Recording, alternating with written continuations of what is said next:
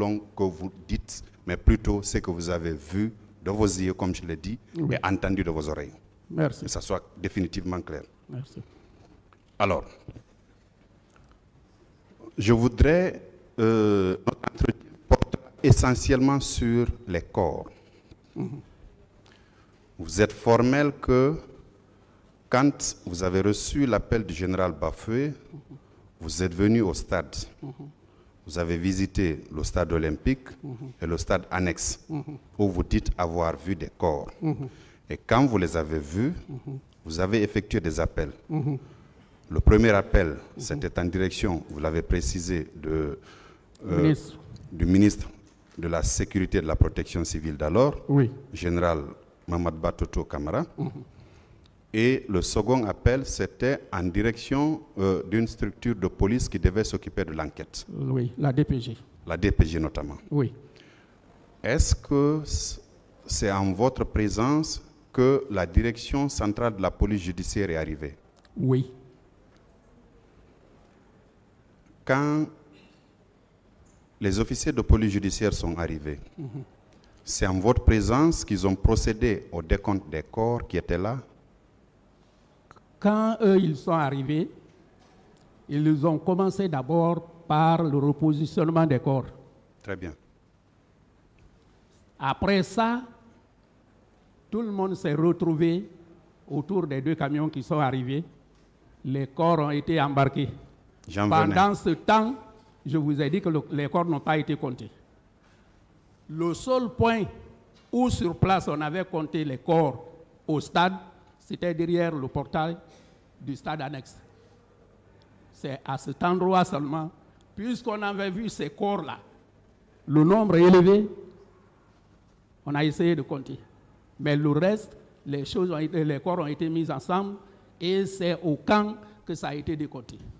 Pendant que les officiers de la direction centrale de la police judiciaire s'activaient à faire leur travail, vous n'avez pas remarqué la présence des agents de la Croix-Rouge? Non. Vous n'avez pas vu des véhicules de la Croix-Rouge? J'ai dit, quand je venais à peine de garer à l'esplanade du stade, j'ai vu un véhicule de la Croix-Rouge, les Land Cruiser là qui ont les antennes. Je l'ai vu par derrière, mais qui était déjà en dépassement du siège de la commune de Dixine, en partance vers le pont de Madina. À part ça, je n'en ai pas vu.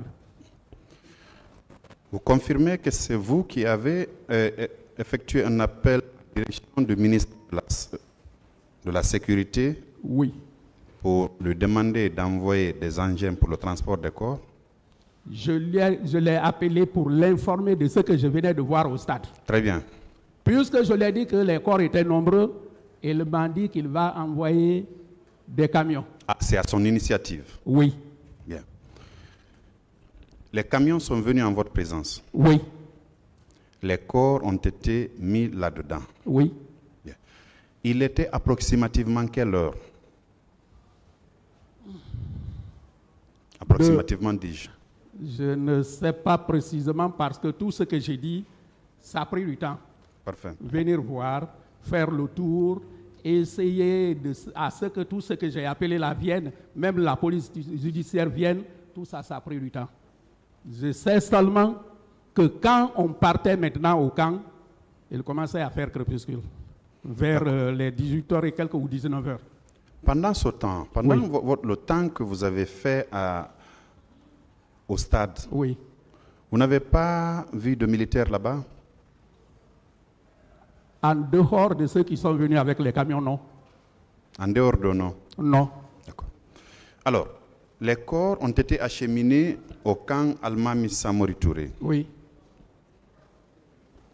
Le ministre de la Sécurité était venu, c'est en sa présence constante qu'on a fait le décompte. Oui.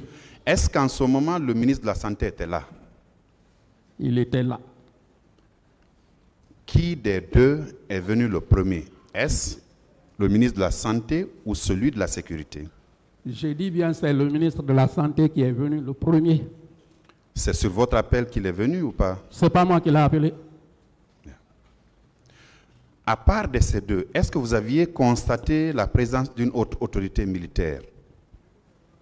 C'est cette précision que je ne peux pas porter.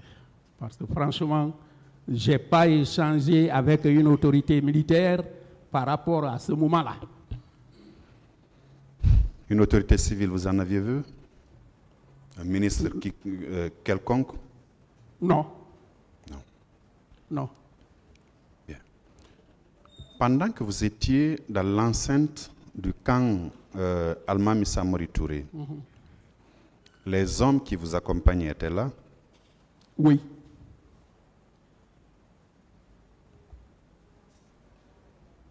Bien.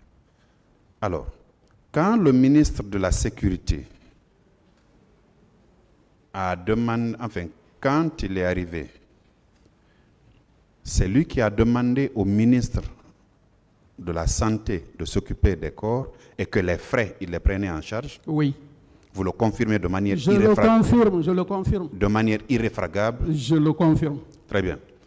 Alors, est-ce que les corps, les camions contenant les corps ont quitté le camp avec le ministre de la Santé d'alors? J'ai dit, le ministre de la Sécurité a instruit de prendre les corps en charge. Et c'est cette instruction-là qui a été exécutée par le ministre de la Santé. Mais à partir de ce point, on s'est séparés. Je ne sais pas maintenant vers où ils sont partis là. Vous avez quitté? Oui. Mais il avait déjà été dit qu'il appartenait au ministre de la Santé de s'occuper des corps. Oui. Et le ministre de la Santé était là, présent? Il était là. Très bien. Toutes ces questions, c'est parce qu'on a parlé des gens qui étaient partis au stade, qui n'ont plus jamais été revus. À l'esplanade de la grande mosquée Faisal, il y a eu une restitution de corps au nombre de 57, si je ne me trompe pas. Oui. Alors, le général Oumar Sano, qui était chef d'état-major général des armées au moment des faits, qui vous a précédé à la barre de ce tribunal, a soutenu quant à lui, effectivement, qu'il avait reçu l'appel d'une dame qui était de la Croix-Rouge, qui lui avait demandé en service celui d'envoyer des ambulances pour le ramassage des corps. Oui. Il dit avoir appelé effectivement le ministre de la Santé d'alors pour lui demander ce service parce que les ambulances relevaient du ministère de la Santé. Et que ce dernier aurait répondu qu'en réalité, toutes les ambulances sont sous cale. C'est en ce moment qu'il a appelé le commandant du train militaire qui a mis à sa disposition, dans un premier temps, 3 camions, plus un quatrième qui viendra après. Et que ces camions-là ont ramassé les corps et les ont envoyés dans un premier temps à la morgue de l'hôpital Ignace Dine, oui. Non, Ignace Dine, c'est ça? À la morgue de l'hôpital Ignace Dine et ensuite au camp Alma-Missa Mori Touré.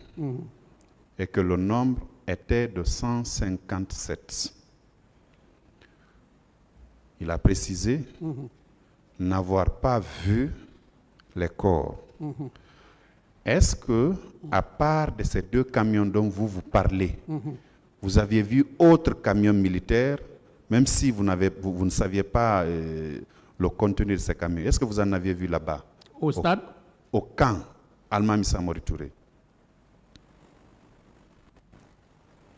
Si j'ai vu un camion militaire au camp, non. À part des 2 camions contenant les corps, les 54 corps dont vous avez parlé. Oui. Vous avez vu autre camion garé là-bas? Non. À la demeure de l'ancienne demeure de feu, le général Lansana Conté? Non, non. Vous n'en aviez pas vu? Non. Voilà. Vous avez quitté le camp au crépuscule? J'ai dit bien au crépuscule. Entre 19h et 20h, quelque chose comme ça. Le ministre de la Santé a quitté avant vous? Le ministre de la Sécurité, j'allais dire, a quitté avant vous? Pratiquement, est-ce qu'on n'a pas quitté au même moment, mais je ne sais pas quel est le temps que lui, il a pris. Dès que les consignes ont été données, tout, chacun a rejoint ce qu'il devait faire. Très bien. Il ne me reste plus qu'à vous remercier pour votre acte citoyen, mon général. Merci. Merci, Monsieur le Président, distingués assesseurs. Merci. Vous pouvez reconnaître votre signature, non? Oui, bien sûr. Comme vous l'avez fait tout à l'heure. Je vais vous dire la date à laquelle vous avez été entendu par les officiers enquêteurs. Oui.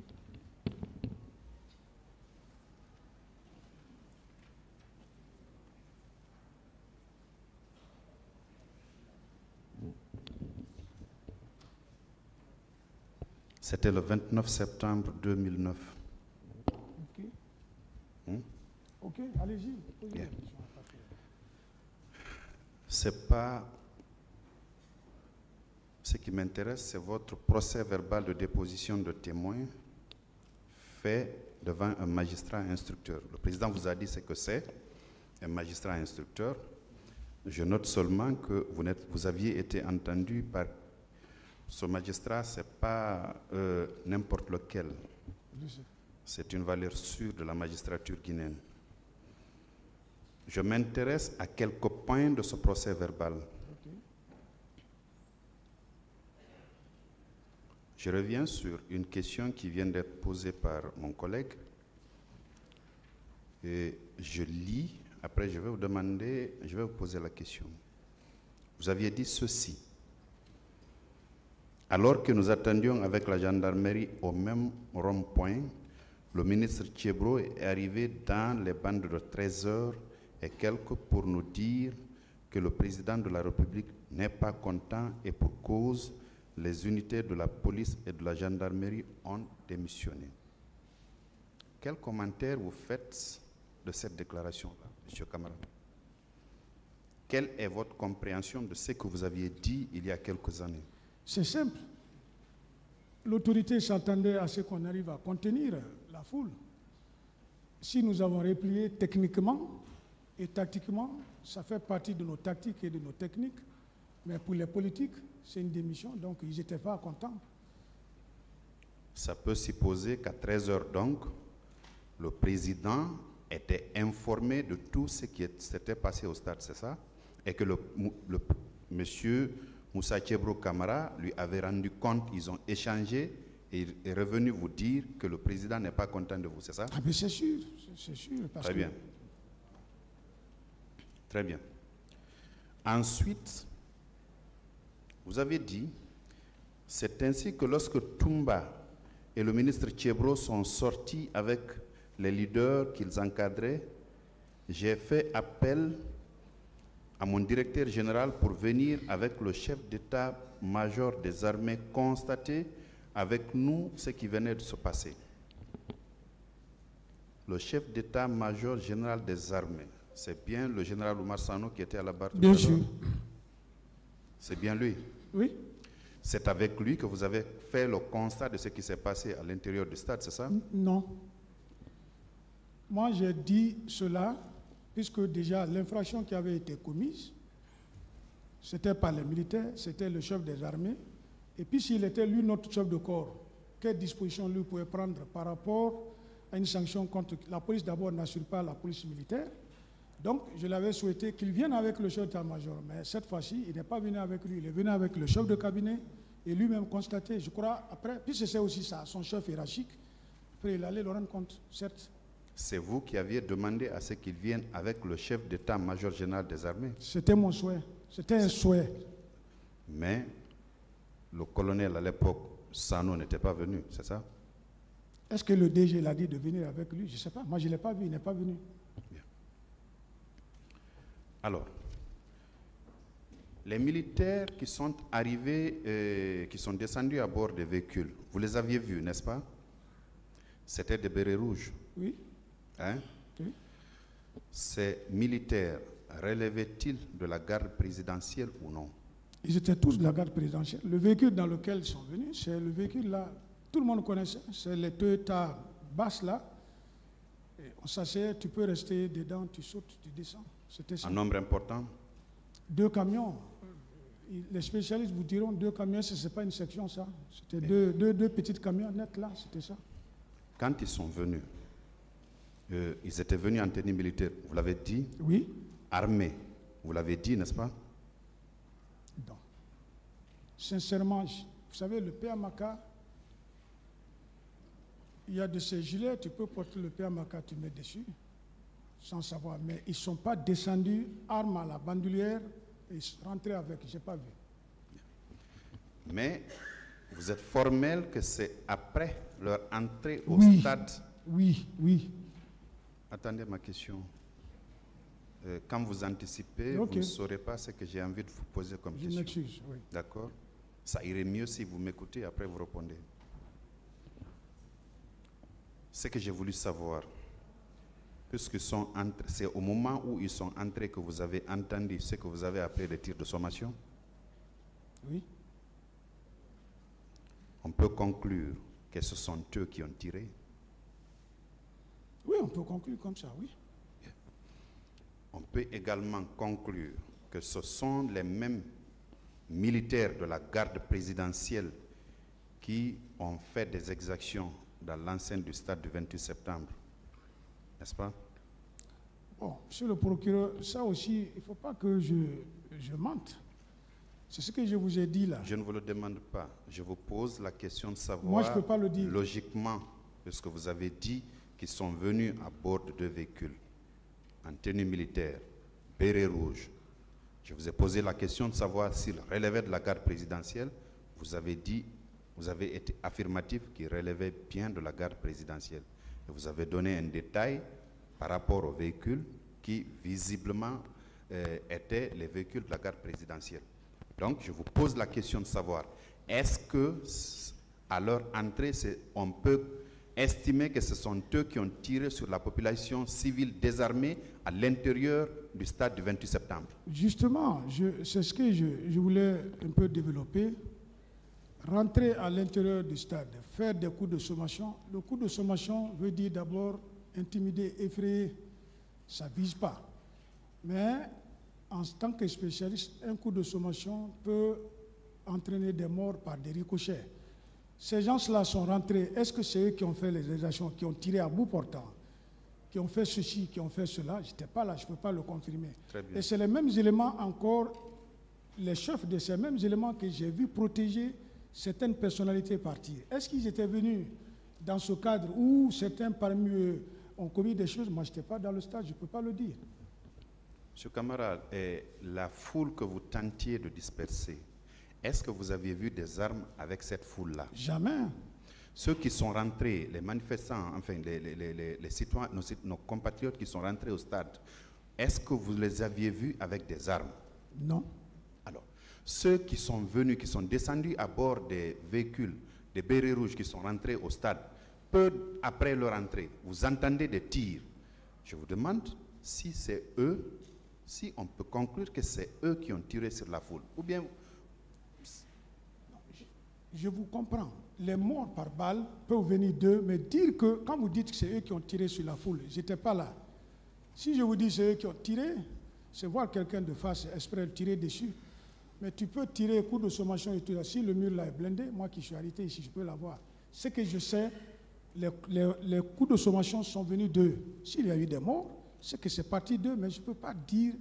Quand vous parlez d'exaction, en plus des morts par balle, il y a eu beaucoup de choses. Je ne suis pas témoin, je n'ai pas vu. Les tirs de sommation dont vous parlez, vous étiez là? Je ne suis pas là, mais on a entendu.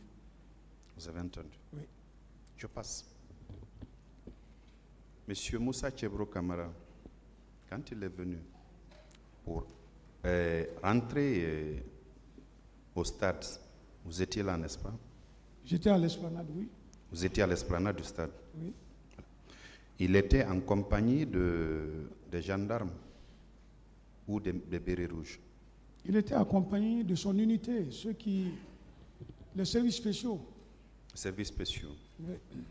Ceux qui l'accompagnaient, étaient-ils armés? Bon, sa protection était armée. Vous pouvez estimer le temps qui s'est écoulé entre la rentrée des bérets rouges et celle de M. Thiebro accompagné de ses hommes, 5 minutes, 7 minutes, ou bien ils se sont suivis concomitamment? Ils se sont suivis, mais c'est les bérets rouges qui sont rentrés le premier. Le ministre Kebro et les Toumba sont rentrés en même temps. Le ministre M. Thiebro, Moussa Thiebro Kamara et M. Aboubakar Diakité alias Toumba sont entrés au même moment. Oui. C'est ce que vous avez dit. Alors, M. Toumba, qui était également accompagné de militaires bérets rouges, les bérets rouges qui l'accompagnaient, vous aviez vu des armes avec eux? C'est là-bas, vous dites, quand vous dites qu'il était accompagné de bérets rouges, tout le monde sait les bérets rouges qui étaient à la présidence, certes, c'est lui qui était à la tête. Mais au moment que je l'ai vu venir marcher, il n'était pas entouré de gardes. Les jeunes rentraient et lui aussi, il venait à pas géant. Je ne l'ai pas vu armé. C'est ce que j'ai dit. Vous avez soutenu qu'ils sont rentrés et ils sont ressortis avec des leaders politiques, n'est-ce pas? Certains leaders, oui. Oui. Et M. Aboubakar Diakité, alias Toumba, et M. Moussa Thiebro Kamara, n'est-ce pas? Leur entrée et leur sortie, il s'est écoulé combien de temps approximativement, si vous vous en souvenez? Monsieur le procureur, je vous ai dit l'affaire de temps, on va parler 45 à 1 heure de temps parce que je ne pouvais pas, ils ne sont pas rentrés aussitôt sortir. Je ne peux pas vous dire exactement 1 heure, 2 heures, 3 heures, non. Votre supérieur hiérarchique vous a dit que tout ce que M. Moussa Thiebro Kamara vous commanderait là-bas d'exécuter, n'est-ce pas? Oui, c'était par rapport à la sensibilisation. Moi, je n'étais pas pour. Parce que ça allait permettre à la foule de se regrouper et d'être compacte, et il serait difficile après de disperser. C'est ce qui n'a pas été suivi et c'est ce qu'il y a eu, et finalement on a détalé. Pourquoi vous ne l'aviez pas suivi à l'intérieur du stade? Ah non, moi je ne pouvais pas, je n'étais pas un enfant, moi j'étais déjà un officier. L'infraction est personnelle. Ce n'est pas ma question. Je ne l'ai pas suivi parce que je ne pouvais pas, parce que je savais que je n'avais pas ma place. D'abord, je n'étais pas armé, ce n'était pas ma place de planification. Le DG ne m'a pas dit de suivre Kebro. Il m'a dit, puisque le ministre voulait regrouper... Il vous a dit d'obéir aux instructions qu'il donnerait. Oui, par rapport à la sensibilisation. Et même si le DG, comme ce que vous le dites, ce jour, par exemple, intuitivement, on pouvait le suivre. Mais sachant déjà que l'infraction est personnelle et que ce jour, ce que nous commettrons là-bas, c'est nous-mêmes qui allons répondre, et personnellement en tant que commandant de compagnie, parce que même si moi je n'étais pas parti, mais si on trouvait un de mes éléments, parce que moi, mes éléments, on a les badges, on est identifié CMS. Si à l'intérieur du stade, on voyait un agent de la CMS en train de commettre, c'est les mêmes questions qui me seraient posées. Donc, j'ai pris tous mes hommes, je les ai regroupés et moi-même, je suis resté là. Je ne suis pas parti parce que je savais, malgré que j'avais les instructions, mais c'est moi qui allais répondre, ce n'est pas le DG Valentin qui allait répondre. Vous étiez armé? Moi? Non. Vous et vos hommes? Non. Pas d'armes conventionnelles? L'arme conventionnelle même qu'on avait était finie. Alors,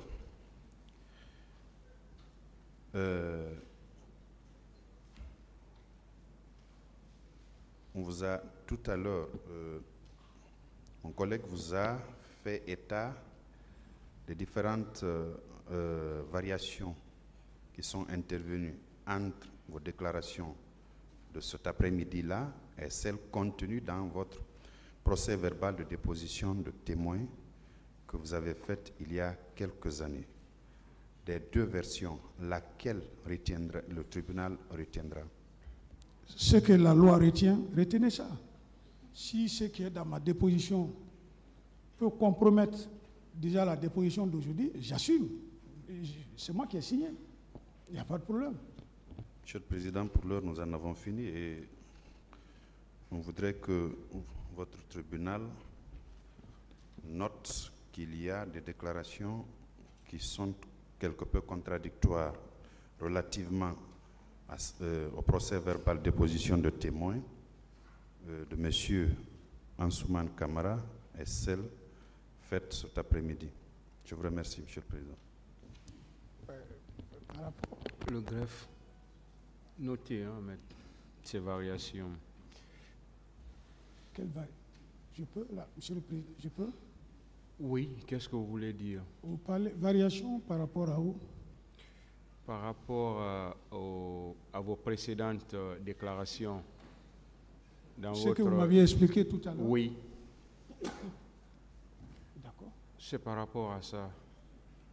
Parce qu'on a constaté quelques différences entre ce que vous avez narré ici tout de suite et vos déclarations précédentes. Ok.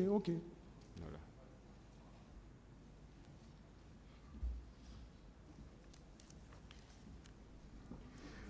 Je regarde la défense, je veux bien leur donner la parole. Voilà, mais pratiquement...